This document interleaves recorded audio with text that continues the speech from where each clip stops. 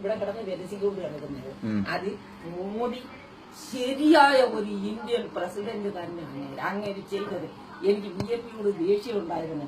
പക്ഷെ ഇയാൾ ഈ ബുദ്ധി ഉപയോഗിച്ചതിൽ എനിക്ക് സന്തോഷം എനിക്കുണ്ട്. ശരിയാണെന്ന പോലെ ഞാൻ പറഞ്ഞത് ശരിയല്ലയോ? ഇത് നാട്ടില് പിന്നെ ഈ കൊള്ളനോട്ട് ബിസിനസ്സുകാരന്റെ മോളെയോ പണിയെത്തിയോ പെങ്ങളെയൊക്കെ കെട്ടിക്കുന്നേ കോടികൾ വാരിയിട്ട് ആഡംബരത്തിൽ കെട്ടിക്കും. നമുക്ക് അങ്ങനെ കെട്ടിക്കാൻ അല്ല ഒക്കൂ. ഈ കള്ളനോട്ടും പിന്നെ ഇത് കാരണം സ്ഥലത്തിന്റെ വില ഇത്രയും കൂടിയത് അല്ലേ? ഭൂമി വാങ്ങിക്കാനോ അവന്മാരുടെ വീട് കെട്ടിയിരിക്കുന്ന ആഡംബരം അത് കാണുമ്പോൾ നമ്മളങ്ങ് സങ്കടപ്പെടുക. നമുക്ക് ഇതൊരു ഭാഗ്യമില്ലല്ലോ.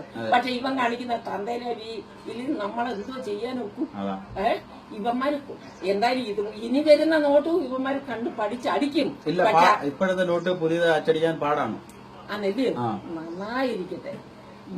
നമ്മൾ എത്ര കഷ്ടപ്പെട്ടാലും ഇതിന് നമ്മൾ ഒത്തു നിൽക്കാൻ പറയും. എനിക്ക് BJPയോട് എനിക്ക് ഭയങ്കര ഒരു പുതിയ ഒരു പാർട്ടി എന്നൊക്കെ ഉള്ള ഒരു അലർജി എനിക്കുണ്ടായിരുന്നു. പക്ഷെ ഈ നോട്ടിന്റെ പ്രശ്നം വന്നതിന് പിന്നീട് അങ്ങനെ തൊഴുവാനാ മഹാത്മജിയെ തൊഴുന്നത് പോലെ ഇയാളെ തൊഴുകണമെന്ന് തോന്നുക. ഇയാൾ ഇങ്ങനെ ഒരു വേല ഇന്ത്യക്കകത്ത് കൊണ്ടുവന്നേ. ഇത്രയും നേതാക്കന്മാരിരുന്നെങ്കിൽ ആരും ഇതൊന്നും ചെയ്തിട്ടില്ലായിരുന്നല്ലോ. ഈ ബുദ്ധി ആർക്കും പോയില്ലല്ലോ.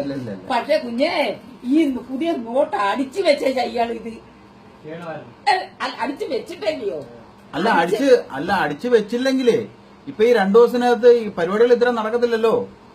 ഞങ്ങള് പിന്നെ ബുദ്ധിമുട്ടി പോകത്തില്ലേ? നമ്മളിത് നിർത്തി കഴിഞ്ഞ് അടിച്ചു കഴിഞ്ഞാൽ പിന്നെ ലേറ്റോ. അപ്പോഴത്തേക്ക് നമ്മുടെ കംപ്ലീറ്റ് കാര്യങ്ങൾ സ്തംഭിച്ചു പോകും. എന്നെ ദൈവം ഒരു അനുഗ്രഹം എനിക്ക് തന്നത് നീ കേൾക്കണോ?